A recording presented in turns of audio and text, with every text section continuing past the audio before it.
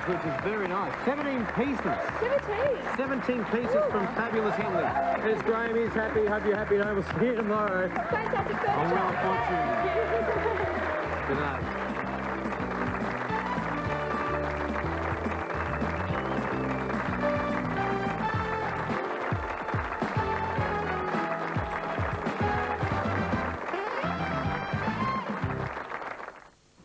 At 7:30, The Mole. At 8:30, top Aussie drama of Blue Healers. Then at 9:30, Gideon's Crossing.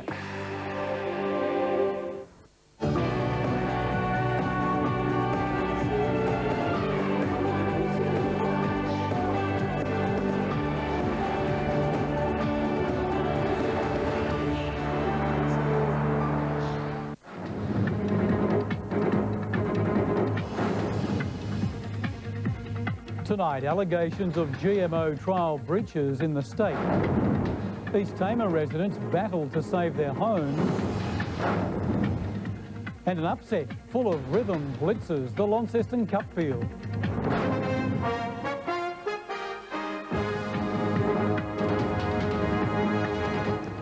Hello, I'm Steve Titmus. First tonight, Tasmania's clean green image is under threat following allegations a company at the centre of genetically modified crop trials has allowed GM organisms to escape into the environment. Servag is under investigation by the Director of Public Prosecutions and the Federal Gene Technology Regulator after fears GM particles could have spread to neighbouring properties. Before last year's moratorium on GMO crop trials, Tasmanian company Servag conducted trials for 3 years of GE crops like canola on behalf of multinationals Monsanto and Aventis. The following spot checks on 11 sites near Hobart by the Federal Gene Technology Regulator, it's been revealed Servag failed to dispose of GM canola crop remnants before planting a crop of poppies, breaching the state's GE moratorium. And it appears that during an audit of these sites by the national regulator, that some 11 sites have been identified as being not complying with the provisions that were set out.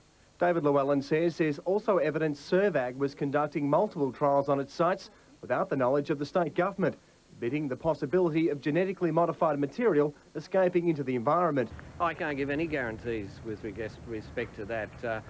There may well have been cross-contamination. Greens MHA Peg Putt says the revelations are evidence that major corporations can't be trusted.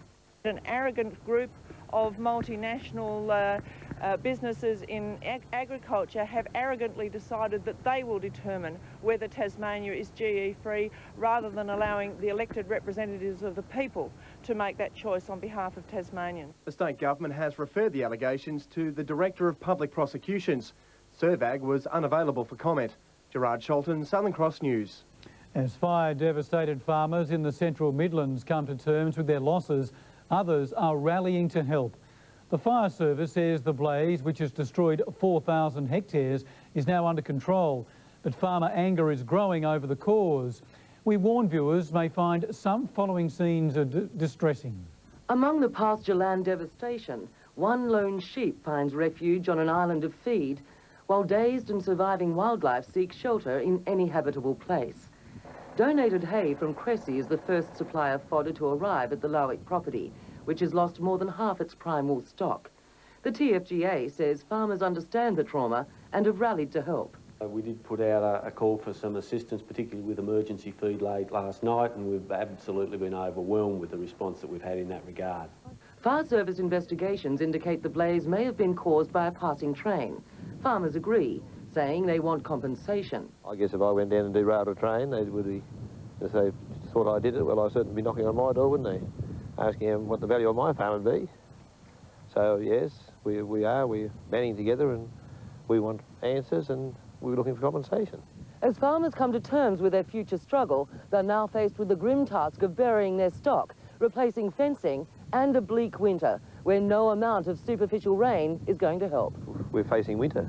This is not early spring, this is winter, and it's going to be grim. Without this, it was going to be tough, really tough. This is a shocker. The government is providing free veterinary advice and stock assessment. Tasrail says it is cooperating with fire investigations, but its own tests have shown no malfunction on its train. The fire service says the blaze is now contained and under control. Kay Wilkinson, Southern Cross News. Residents living on the East Tamar just north of Launceston have also come face to face with fire. Many have been forced to fight a blaze by hand after their homes were threatened overnight. As the sun went down last night, residents in and around the Swan Bay area were bracing for the worst. It's actually starting about 50 metres in front of the fire. We've got no gear. We're going to try and tackle it by hand. The 300-metre fire front moving quickly through bushland and paddocks. Considering that it's a low-density residential area, a lot of 5-acre blocks and so on in it, there are a lot of residents within the fire area. Firefighting conditions hampered when a fire truck and a motorbike were involved in an accident on the East Tamar Highway. It prompted the closure of the road. The fire so fierce that this car stood no chance. At one stage, this was just a small fire being contained by a maze of dozer-made fire breaks. Then all of a sudden, more than 15 homes in the area were under real danger of being burnt to the ground. Probably 20-odd houses have been in danger this afternoon. Is it a miracle none went up? It is a miracle, I would say. I don't know, at times we couldn't even see for the smoke. I think your heart's in your mouth and you stand there thinking, what are we going to do? But fortunately the fire truck came with all the water, and the next minute he was spraying everybody plus the neighbours.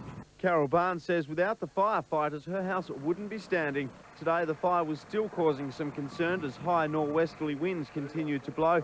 But with the help of mid-morning showers, the fire has been brought under control. Andrew Hart, Southern Cross News. The Prime Minister is resisting the demands of motoring groups to immediately cut petrol prices by 3 cents a litre. They claim John Howard can afford to give relief to drivers without jeopardising the budget bottom line. But Mr Howard denies that, warning any cut at the Bowser will be modest. The Manager of Opposition Business. In Parliament, the day began with a stunt, but an effective one.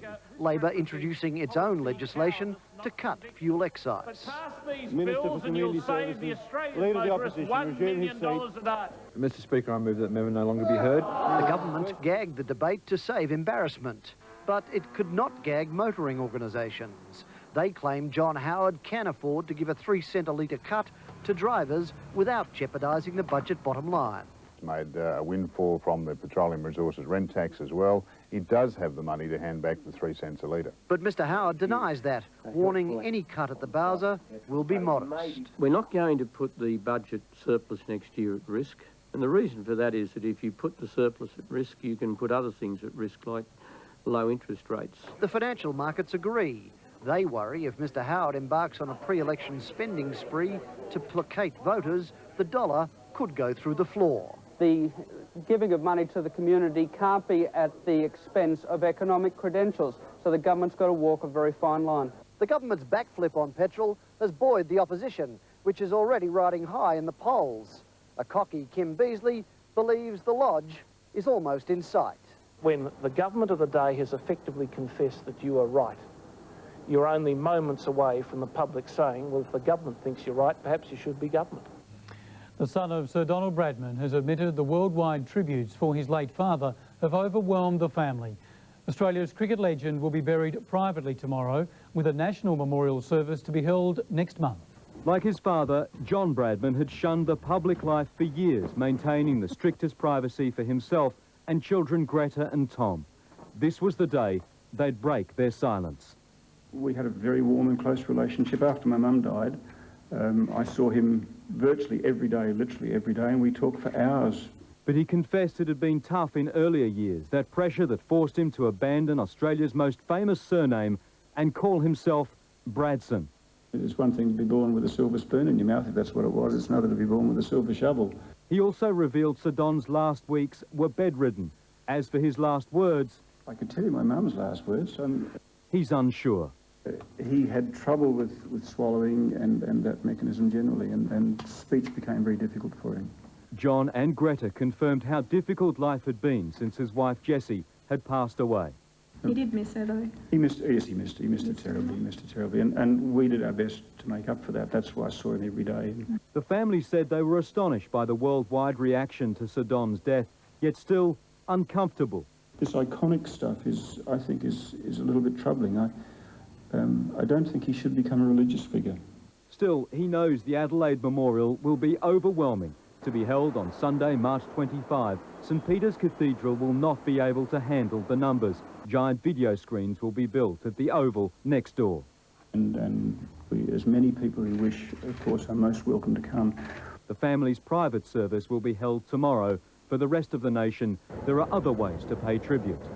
Australia Post has already begun distributing these Bradman condolence books to its 4,000 branches across the country. And they'll be available for the public to contribute their thoughts to from tomorrow. How might a son sum up his father? Fantastic. Fantastic. An abduction case in the Hobart Supreme Court has ended with the 3 defendants being found guilty of various charges, including aggravated assault. The trial related to a series of events sparked by a grievance over a stolen motorbike, which led to a police chase and car crash on the East Coast last year. 30-year-old Craig Anthony Devine was found guilty of 3 charges. Justin Richard Maynard, 28, was found guilty of 8 charges and acquitted on 3. And Craig John Smith, 32, was found guilty of 7 charges and acquitted on 3. The sentencing date is yet to be fixed.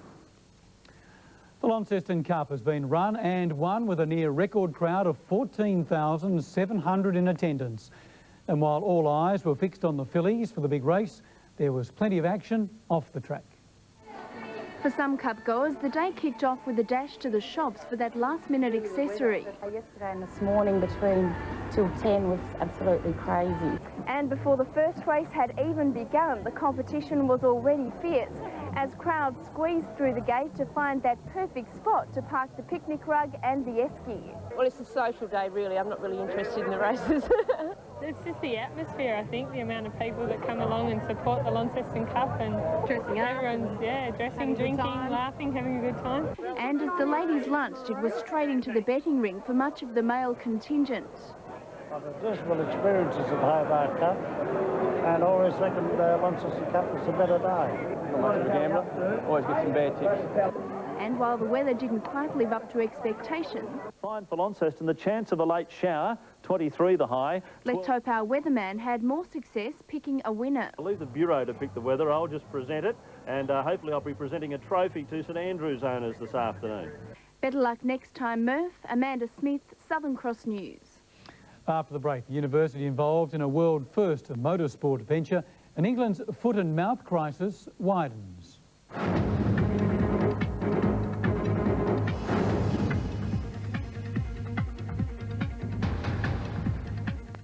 Tonight, 7:30. And this is for $10,000. It's a game of ultimate strategy. Trust me! The intrigue has begun, but can you play well enough to discover who amongst them wants every mission to fail? Tonight, 7:30, The Mole. Coles Dollar Dazzlers serves you better prices with Fab Dynamo and Cold Power, 2 for just $9. And Sorbent Toilet Tissue 8-pack, 2 for only $9. Save $1.89 each. Serving you better. These girls have the right idea. Always try to pack more things in wherever you can. The RACT personal insurance portfolio also packs in a number of discounts into the one policy, rewarding your loyalty with savings on our normal premium rates, additional savings if you have a monitored security alarm system, optional excesses to further reduce your premium, and further discounts if you're over 55. So, cut down on your paperwork. Come in and see us or call 13 27 22. RACT Insurance. We're here to help. For the first time, Australia's leading needlework, craft and quilt fair is coming to Launceston this week. See new product and buy all your craft needs at Tasmania's largest craft shop. Learn new skills in free workshops on the hour. See the spectacular quilt show. There are great prizes to be won, and you could meet Tara Dennis from our house. Come to the fair, open 10 to 5 daily. The Needlework, Craft and Quilt Fair, the Silverdome, Launceston this week. Discover the music in you with Barrett's Instrument Rental Purchase Plan. Rent it, try it, 12 months to buy it. For all your music needs, professional advice, quality instruments and special prices. Barrett's Music, 104 George Street, Launceston. The results appear perfectly normal, Mr. Porter. Start him on antibiotics. Inexperienced doctors are about to make a costly mistake. A patient comes in healthy, we send him out dead. A clean kill. Gideon's Crossing. The App Railway is back on track after Sunday's derailment. The 9:30 trip was cancelled this morning while railway management waited for the all-clear from the Transport Department. That came just before lunch and the 1 o'clock trip left on time. A world-first racing car designed to enhance driver safety and fuel economy is under construction at the University of Tasmania. The artificial intelligence car is the focus of a training and research project conducted by university students in collaboration with German researchers. The car will feature sensors which allow it to make its own decisions to help prevent driver deaths. The technology eventually could be utilised in everyday motor cars. No matter what you do with it, how fast you go, no matter what bends that you take, it will never overturn. A potential blow to Australia's most famous horse race. The Melbourne Cup is set to be without the usual contingent of English raiders. A quarantine crackdown to contain the foot and mouth epidemic may prevent English horses entering Australia. Leading Melbourne trainer Dean Lawson's concerns over the possible spread of foot and mouth disease has already led him to cancel plans for champion galloper Testarossa to travel to England, where he was to contest 2 feature races early in May. Lawson, unable to take the risk, considering Australia's tough quarantine laws offered no guarantee the horse would be able to re-enter the country. He believes these laws will rule out the normal crop of British stayers flying in for our Cup carnivals. Just for the sake of coming over for a Melbourne Cup, if there's a chance that it could affect our livestock, well, you know, it'd probably be safer to not let them in. The VRC concedes this year's Melbourne Cup may be without the regular lineup of quality English raiders, especially given the likely impact on horses' preparation with the postponement of all meetings, including the much publicised Cheltenham race day. The VRC already playing it safe, looking for horses from other areas. Fortuitously, we have Ireland, France and Germany. They're disease-free at this stage in terms of foot and mouth. First and foremost, we've got to protect our industry. Of course, the breeding industry has also been forced to monitor the outbreak closely, especially those studs with horses servicing in both England and Australia. Irish sporting officials have also ruled out taking any risk with contamination, issuing strict instructions. A baby girl rescued from Canada's snow continues to make a remarkable recovery in hospital. Erica Norby was clinically dead for 2 hours before she was found by her frantic mother. 13-month-old Erica Norby today had an appetite for life, able to play and talk to her mother for the first time. 3 nights ago, Layla Norby woke and realised the toddler was missing. And I just saw something laying in the snow. I ran to the snow and I saw Erica on her belly. I picked her up. She was frozen. The temperature was -20. Erica had been clinically dead for 2 hours.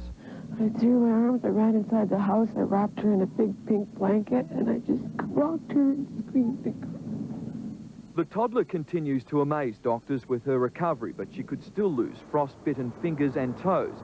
The 26-year-old mother has been criticised for leaving Erica with a friend. If anything's wrong in her brain, I'm going to be reminded every day. I don't need somebody pointing it at me.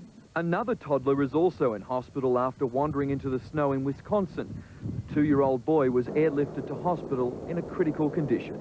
To finance for JB Weir and a joint venture between National Foods and Murray Goulburn is offering to buy leading dairy company Bonlac Foods, which controls 20% of Australia's milk supply. While Guns Limited is reported to be considering raising around $120 million to buy North Forest products.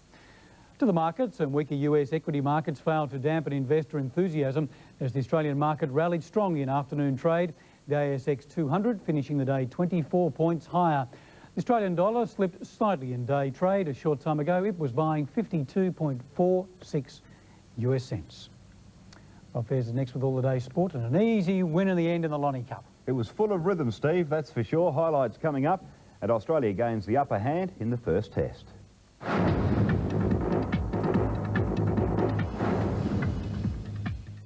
6:30 Saturdays. How exciting is this? Everyone has their needs. He's making me hot. And everyone has their price. You are just going nuts over there. Who will take home the record Australian TV jackpot? Greed, 6:30 Saturday. Get it at Value Plus. This week, Wonder Soft Toilet Tissue 12-pack $5.45. Ingham number 11 chickens 2 for $7. Schweppes canned soft drink 12-pack $5.99. Nestle yogurt 1 kilogram $2.79. Value Plus. What would happen if a four-wheel drive was raised by a family of sports cars? Zoom, zoom, zoom. Ha. Zoom, zoom, zoom. Yeah, zoom, zoom, zoom, zoom. Zoom, zoom, zoom. Music, yeah. Introducing the 150 kilowatt V6 Mazda Tribute. The four-wheel drive with the soul of a sports car. Hello, Mary Lou. The fabulous Deltones are back, bigger, brighter, and better than ever. The Deltones, with their rich harmonies and the unique voice of Pee Wee Wilson, blend their own hits with classic rock and roll.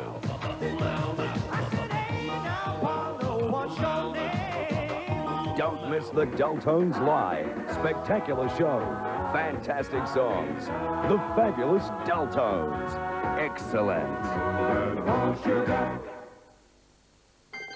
Capture the light. Capture the glow. Capture a whole new way to brighten your skin. Introducing Revlon Skin Lights. Tonight's sport proudly brought to you by Chicken Feed, where the bargains are big. Good evening, everyone. Australia is on top on day 2 of the first test against India. Chasing 176, the Aussies were in trouble at 5 for 99. But then Matthew Hayden and Adam Gilchrist came to the rescue. A short time ago, the Aussies were 5 for 208. Sachin Tendulkar was the highlight of the first day. Width and four.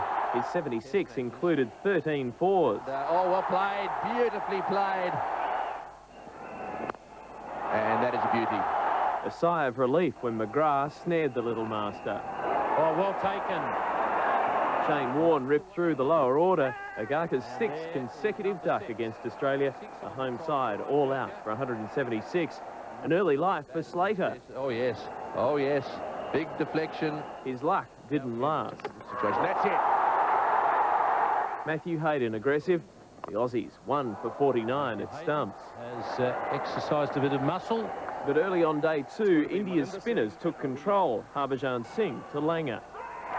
Oh, and the question's like, that's it. That's it. He's got him.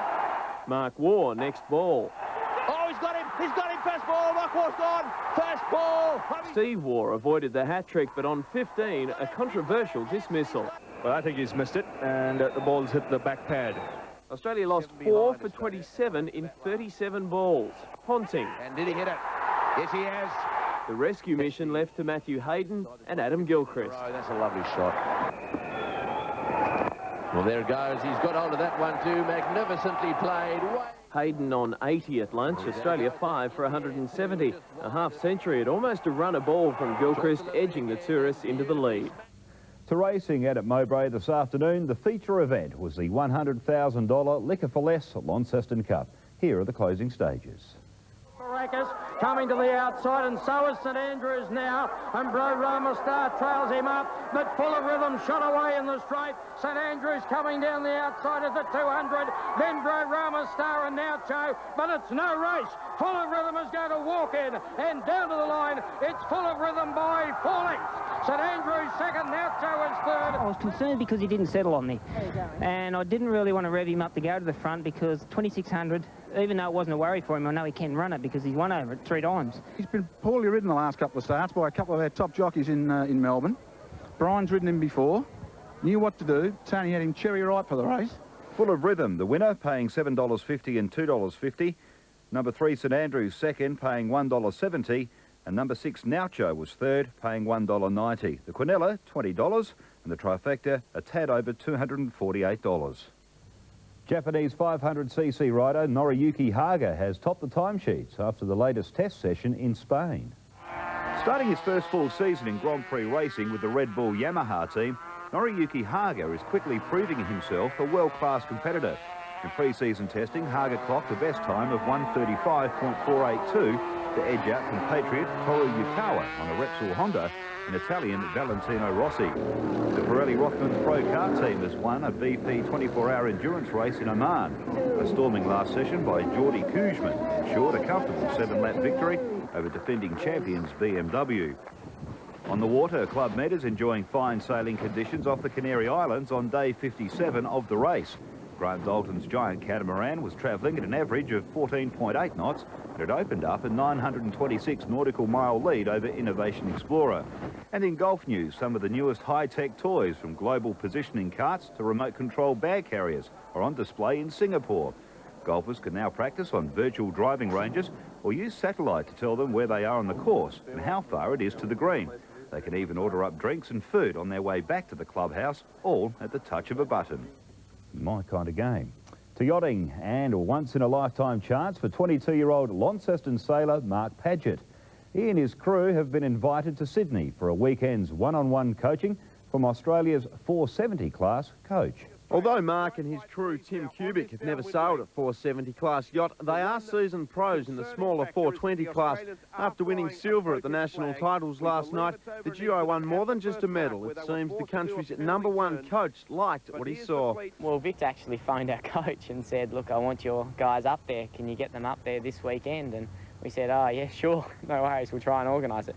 Victor Kovalenko's record speaks for itself. Every sailor he's taken on board has won a medal at the Olympics. If he likes what he sees on the weekend, Mark and Tim could be headed for Athens. For Tim and I to get the opportunity to go up there and have this one-on-one coaching, yeah, it's probably the biggest thing that's happened to us. The pair will sail their first 470 class race at an Easter regatta in Sydney. And Tassie's hockey girls are ready and raring for this year's national competition. The Van Diemen's unveiling their new uniforms today. The girls will play Darwin this weekend in 2 first-round matches. Andrew Hart, Southern Cross News. Yeah, best of luck to the girls in that sport. Thanks, Rob. Ken Saville along shortly with the weather forecast.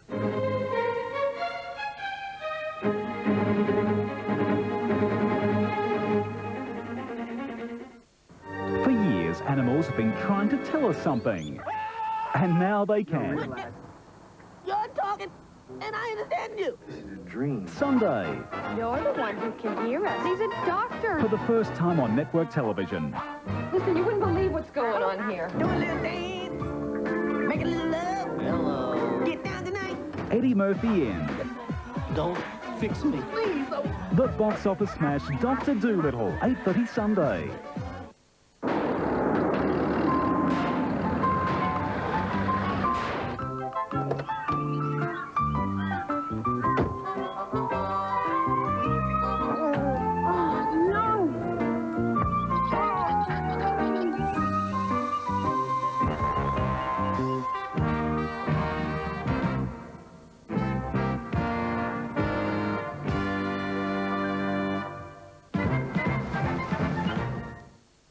It's Jackson Ford's massive demo clearance. Massive savings on over 50 new Ford demonstrators. Save $6,500 on these Falcon sedans from $28,000. Save almost $6,000 on Mondeo LX. Save almost $7,000 on Falcon wagons. All under 6 months old with full 100,000 kilometre warranty and with immediate tax input credits. $7,000 saving on Korea diesel 4x4 supercabs from $32,990. And thousands to be saved on cars and blazers. New Ford demos with massive savings. Registered and ready to go at Jackson Ford.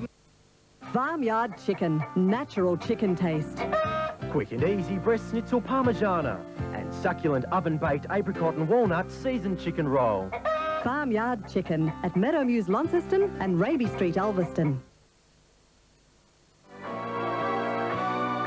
Tonight's weather, proudly presented by Guns, building futures in Tasmania. Good evening. Well, I hope someone knows what they're doing here. These guys getting a boat ready at Kingston Beach in the state south. Well, the front passed the state today, keeping temperatures low and bringing showers to most areas. Hobart had 19, Launceston and Burnie 21, 22 in Devonport. The state's top, though, was a warm 26, and that's at Friendly Beaches in the east. Bicheno had 24, Scottsdale 20, Ross 21, Strawn 16, Dover 17 and 19 on King Island. Now, today's chart shows Tasmania under a cooler southwesterly airstream, and that's because of cold fronts off the west coast this morning, which did cross during the day. On the sequence tonight, we can see the front crossing the state with a speckle of cloud in behind it showing much colder air. It's also Cyclone Paula off the northeastern part of Australia. On the close-up and a good look at the front, the northeast rather, just having the edge there and cloud over most of the state. Tomorrow's chart shows the high to move over the state with another front to the west, which will cross later on during the week. On the water tomorrow, and winds will ease overnight to 5 to 15 knots and become variable, although we can expect strong winds tonight from the southwest up to 25 knots. Not surprisingly, there is a strong wind warning current for all waters tonight, along with a road weather alert for the southeast due to slippery road conditions. Fine tomorrow in Hobart, though, 20 degrees. Fine and sunny in Launceston, 22, and a fine day on the coast, 20 degrees.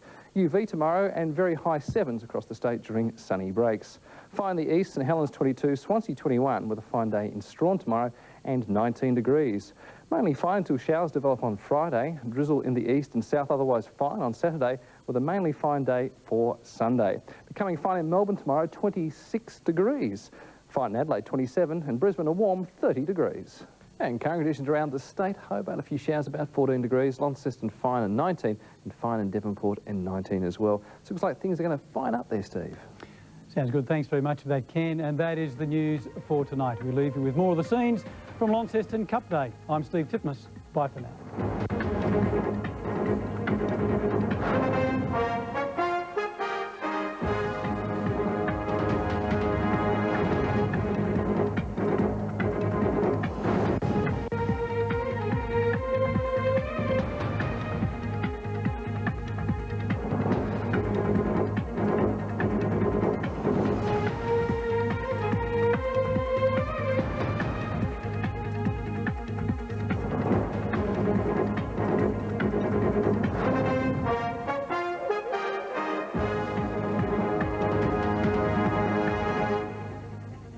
These children have been caught in the act by a detective their parents hired.